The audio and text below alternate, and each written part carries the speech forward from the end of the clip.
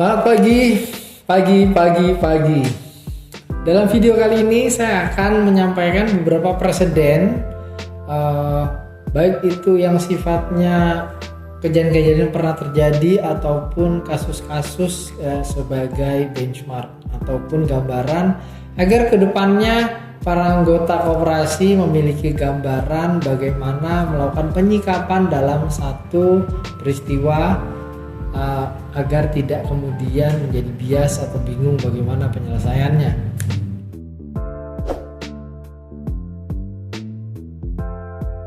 Fiduciary duties yang melekat kepada pengurus dan pengawas koperasi ini dimaksudkan adalah itikat baik dari para organ koperasi ini ya dalam menjalankan amanah yang diberikan oleh rapat anggota.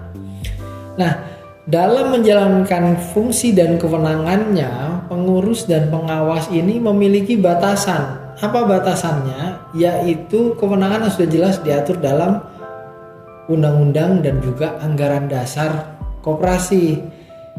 Ketika ada hal-hal yang sifatnya belum terkonfirmasi dalam anggaran dasar, misalnya seperti ada bidang usaha yang belum diatur dalam koperasi, apakah kemudian pengurus ini boleh melakukan bidang usaha yang di luar dari bidang usaha koperasi, sekalipun misalnya bisnis atau peluang yang ada itu menguntungkan buat koperasi.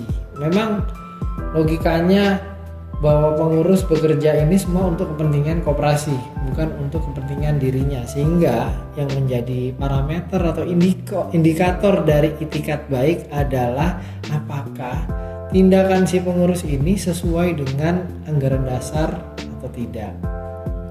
Nah, kalau kemudian pengurus melakukan tindakan yang bertentangan dari ketentuan anggaran dasar, ini harus disikapi secara bijak juga. Jadi tidak selalu tindakan pengurus yang tidak sesuai anggaran dasar itu merupakan tindakan yang melanggar. Karena misalnya ketika itu ada satu peluang kerjasama yang baik yang kemudian dinilai bisa menguntungkan koperasi, ya. Dan ketika si pengurus melakukan tindakan tersebut dan ternyata menguntungkan bagi koperasi, ujung-ujungnya pasti akan memberikan implikasi atau kemanfaatan bagi para anggotanya. Nah, tindakan ini sebenarnya bertentangan. Namun apakah tindakan ini merugikan koperasi? Tidak. Apakah memperkaya si pengurus secara langsung? Tidak.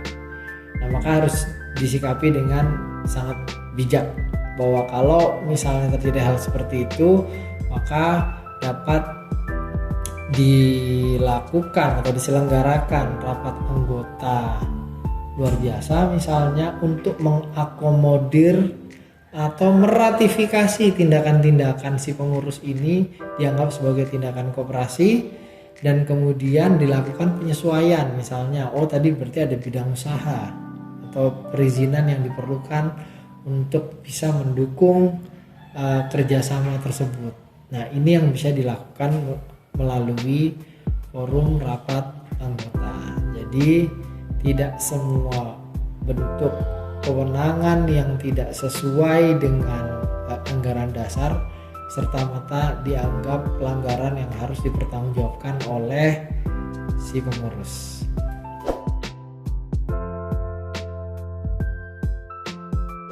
Akan berbeda jika kemudian ada tindakan-tindakan pelanggaran yang dilakukan oleh organ koperasi, khususnya misalnya pengurus atau pengawas.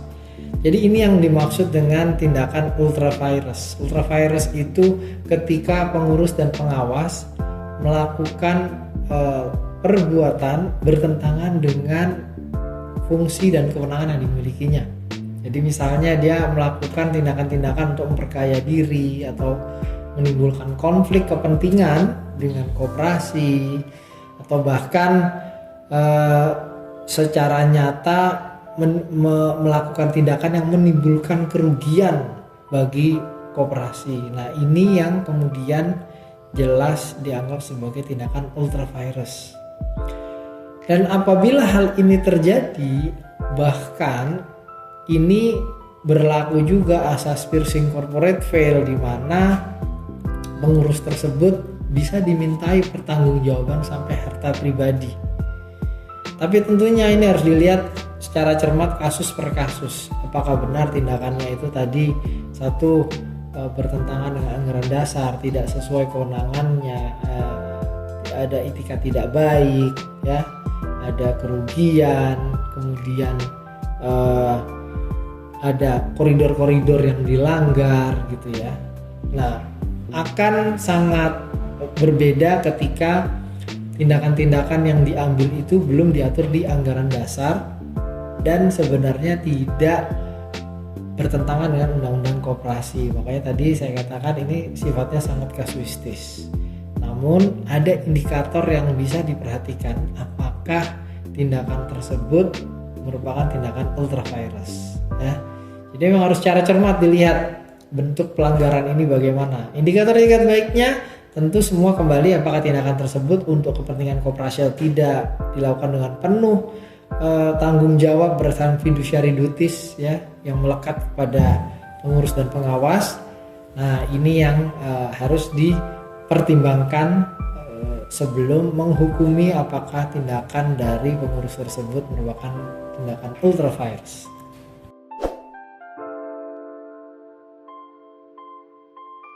Nah, yang juga sering menjadi pertanyaan adalah pada saat dalam pelaksanaan tugas dan kewenangan pengurus, kemudian ada perbedaan penafsiran antara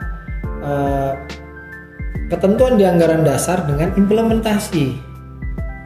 Ini memang jamak terjadi ketika bunyi pasal atau redaksional dari pasal ini memberikan multitafsir atau mungkin bahkan terlalu sempit sehingga dipahami kurang jelas misalnya. Nah, kalau terjadi hal seperti ini, ada beberapa hal yang bisa ditempuh. Yang pertama, bisa meminta legal opinion dari konsultan hukum yang memiliki kompetensi. Tujuannya agar mendapatkan pandangan apakah pasal tersebut dengan implementasi tindakan dilakukan ini masih inline, masih sejalan, atau penafsirannya berbeda. Kalau berbeda, kira-kira apa yang seharusnya ditafsirkan, ya, agar menjadi pemahaman yang sama.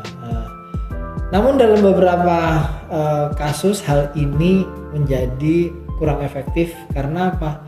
Legal opinion dari lawyer atau konsultan hukum yang ditunjuk itu tidak memiliki daya ikat terhadap organ koperasi, hanya menjadi second opinion, ya.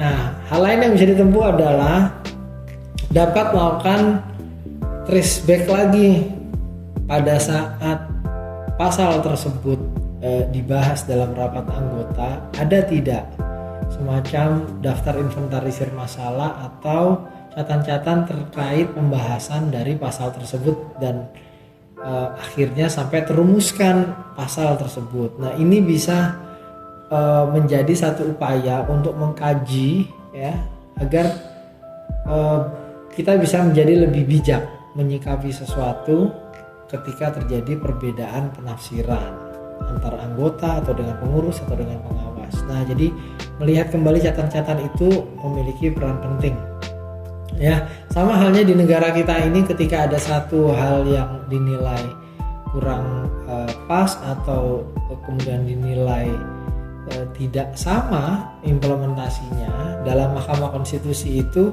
bahkan mengundang pemerintah dan juga DPR untuk bisa menjelaskan kembali perumusan pasal yang dipersoalkan.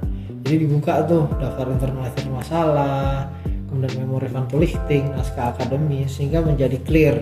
Oh, dulu itu maksudnya apa dan bagaimana. Nah, sehingga akhirnya hakim-hakim di Mahkamah Konstitusi memiliki pertimbangan yang baik sebelum memutus persoalan yang ada. Ya. Yang ketiga yang bisa ditempuh adalah bisa mengajukan binding opinion ke lembaga arbitrase. Apa bedanya binding opinion dengan legal opinion ini tadi?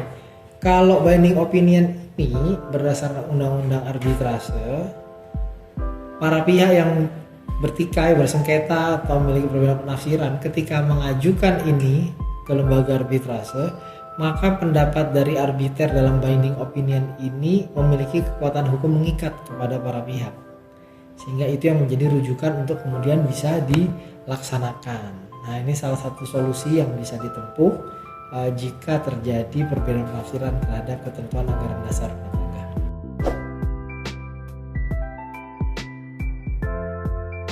Ya, jamak terjadi pengurus resign di tengah periode kepengurusannya yang sedang berjalan.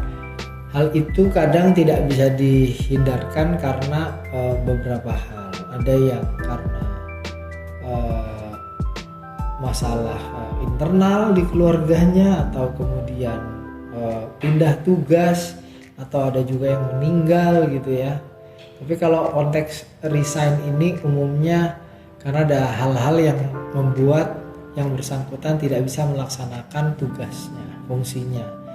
Nah, jika ingin melakukan resign, maka tahapannya dapat diajukan kepada disampaikan kepada pengawas ya, dan juga ditembuskan kepada pengurus lainnya yang nantinya pengawas bisa kemudian menyampaikan kepada usulan agar diselenggarakan rapat anggota untuk memutuskan akan ada penggantinya atau bagaimana ke depannya. Nah, karena pengurus itu sifatnya kolektif kolegial, jadi tidak adanya satu orang itu sebenarnya kewenangan dan tugasnya itu bisa diemban oleh pengurus lainnya. Namun kalau kemudian dinilai ada pembagian peran, fungsi strategis dan kompetensi tertentu yang dibutuhkan sehingga diperlukan penggantinya, maka dapat diselenggarakan rapat anggota luar biasa untuk menunjuk pengganti dari pengurus yang mengundurkan diri. Baik, demikian pemaparan dari saya mengenai presiden-presiden ataupun kasus yang berkaitan dengan penyelenggaraan koperasi. Semoga bisa menjadi referensi dan juga menambah wawasan agar bisa bermanfaat ketika nanti dalam menjalankan koperasi, dan para anggota juga jadi tahu bagaimana harus bersikap. Terima kasih.